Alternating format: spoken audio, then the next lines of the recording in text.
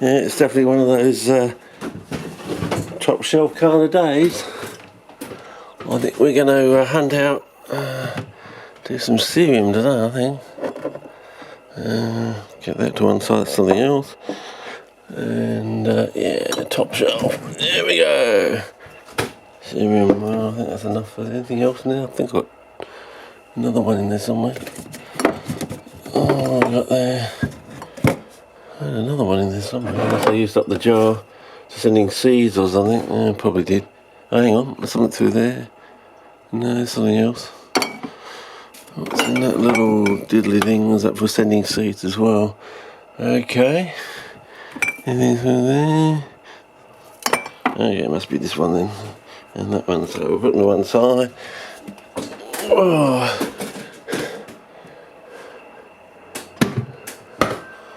Okay, there we go.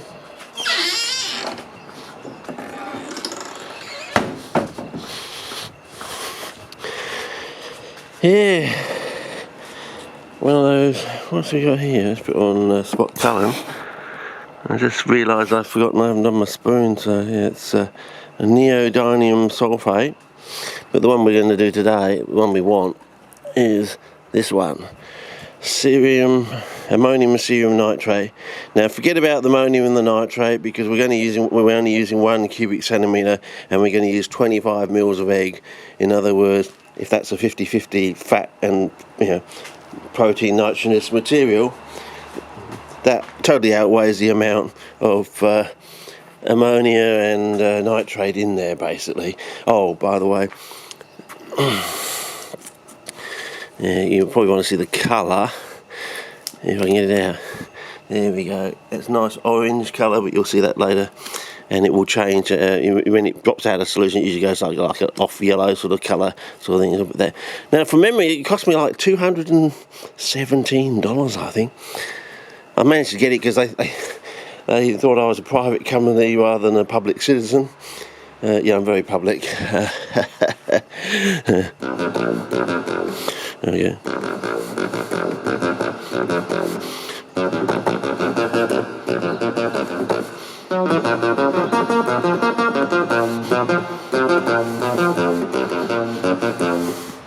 Okay, just a little treat for you for the videos to come later on in the year. Anyway, well, I'm going to make that up probably a bit later because I've got to fix my spoon. I totally forgot about that. But the data coming back here is very interesting. This one with the manganese is slowly pinking, and it's also doing this sort of this spotting where it touches the sides of the container that some of the other things are doing. So yeah, so that was made up on Thursday. It's now Monday, so it's running a bit more slowly, just like the calcium. And I'm almost saying that you could almost say that manganese sulfate is a bit, in a way, could almost replace the calcium sulfate. So the question is, do we now do a calcium sulfate where we impregnate some manganese sulfate into that, and is that how we're going to solve the copper angle too? Because we add a bit of copper, the manganese compensates for the copper, and everything goes tickety-boo sort of thing. The zinc sulfate looks like it's going to pink. It's a little bit. Did we do it on a different day? Hang on, when did we do this one? On the same day, so it's a bit slower. And, oh, look at the bubbles coming on that. Can you see that? Look at the bubbles. Whether that's just due to the prilling. Yeah, is it just due to the prilling? Sort of, I would think, to a degree. This one with the zinc sulfate doesn't seem to be making a move at the moment. The iron oxide one looks like it might pink around the top, not sure at the moment. But the reason I'm saying this is, we'll get to these in a minute. We've still got time on the camera. Yeah, I'm down to 8 minutes. Data's coming back. This one, just the eggy chalk, the eggy beggy chalk. Look at that, fellas. It's gone grey down the side. So I'm now starting to equate, and it doesn't seem to be doing that for the manganese one. It doesn't seem to be doing that for the zinc, the iron and zinc one, or the iron and manganese. Might be slowly beginning to do it for the the iron and Eggy Weggy Chalk one. So I'm making the connection. When these go red, if these are able to go red, these are able to go grey. So we maybe have a grey soil connection between grey soil and red organism. So we think may have a one-to-one correspondence between, which is a mathematical terminology. So in other words, these one shouldn't actually, with the manganese, the zinc, zinc and the iron.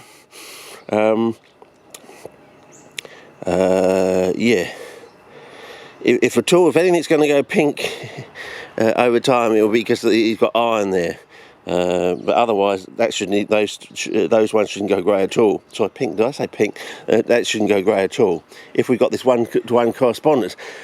Having said that, why have I set these ones up? I'll take you on a bit of a backstory journey. I'm thinking I'm still on Spot Cullen, but down here, I don't know if I noticed this, but I have that zinc-loving moss there. Now, if you've been a steady watcher of my videos at the time, and my journeys over, since 2012, 13, 14, 15, 16, and now into soon to be 2017. Oh, look at the colour on there! Isn't that just wonderful? Anyway, I don't know how close I can get in there. That's just wonderful, that one there. Unfortunately, something's rotted down in the middle of in its guts. We noticed that the zinc, we call it the zinc-loving moss because you find it in your gutters, in your zinc galvanised gutters. You also find it underneath the zinc bunting sort of thing along the roadsides.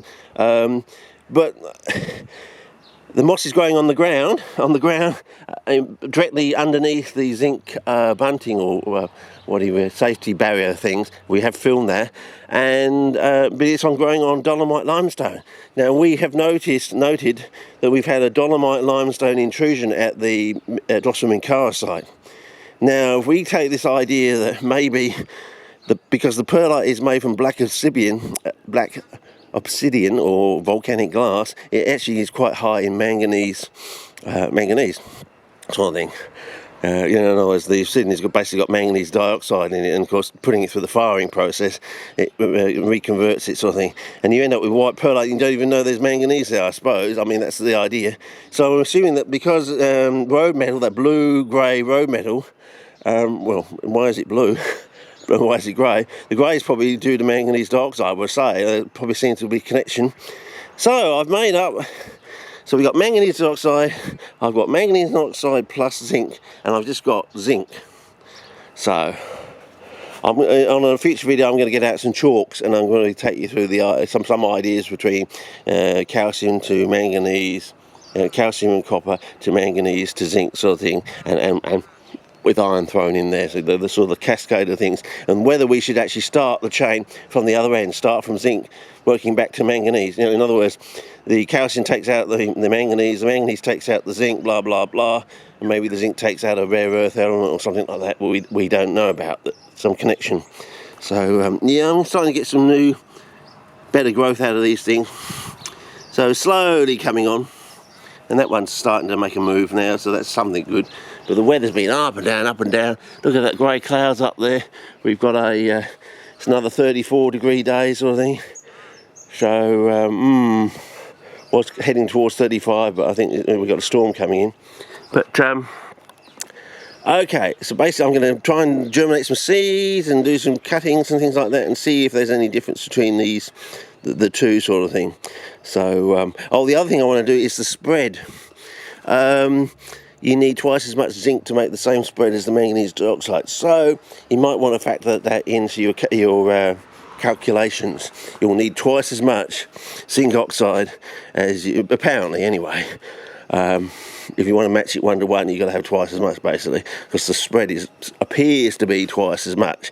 And I mean, that's a ballpark figure from casual. Well, I mean, I have had years of experience playing around with these things, but it just brought it to my close attention very, very quickly. So anyway, I'm going to make up another one of these. Apparently, I've totally forgot about my spoon, having stood on my spoon after having it for, oh Jesus, 25 years, I think it is, since the somewhere in the late 90s or somewhere in the 90s. Could have been as far back as 1994 when I was doing all those water crystals experiments.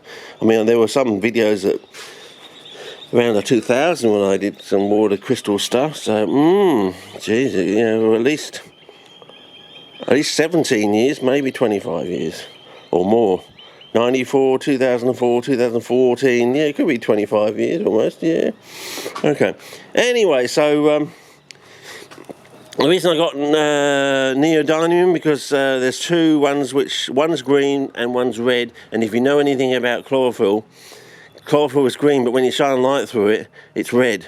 And I just wonder whether these sort of rare earths could actually be in combination acting like chlorophyll. In other words, you've just got two elements in there, and using their spectra, you could basically, the spectra are actually telling you they could act in a way like a catalyst and get through all that other stuff to do with photosynthesis. You know, in other words, these two elements could replace the chlorophyll molecule basically. With their spectra, they could actually replace the chlorophyll molecule. In a way, you could just like a black box, put these two rare earth elements in there, and you couldn't tell the difference between has the box got chlorophyll in it or has it just got these two elements in it, from their spectra sort of thing. And I thought whether CPs could, but I think the cerium sort of manganese Cetaphil sort of angle I think is a better angle to go. It's more logical, more testable, I suppose. So we're going to make up one of these, and if it acts a bit like molybdenum, you know, the red goodness goes all the way down the container, well, I think we'll have part of the answer. And of course then we'll start heading towards copper and see if, having broken the calcium fuse barrier once in 2012, we're going to do it again, but also with copper, and I think that's where the CP revolution will really take off. Because I think all this having to give them lots of sunlight, you won't have to do that once you've got the copper there, and they'll grow pretty fast and pretty big, pretty colourful once you get the copper in there. It'll be like the emerald, and they'll take on this special green colour, because basically air or Ireland is one great big massive bog, and they always talk about the colour of the green of the plants over there, something weird about the green, and I'm thinking, oh, it's copper, isn't it? It's the highest micronutrient found in peat, and yet you say CPs don't like copper, and to a degree you got a point, but I think it's crackable, fellas. I think out in the world where Mother Nature actually, and that's why you can get these plants, massive plants growing on like skeletal soil, just millimetres thick. But we're gonna show it to be so. We're not going to prove it. We're going to show it to be so. And we're going to get to the other side of the coin where we actually start germinating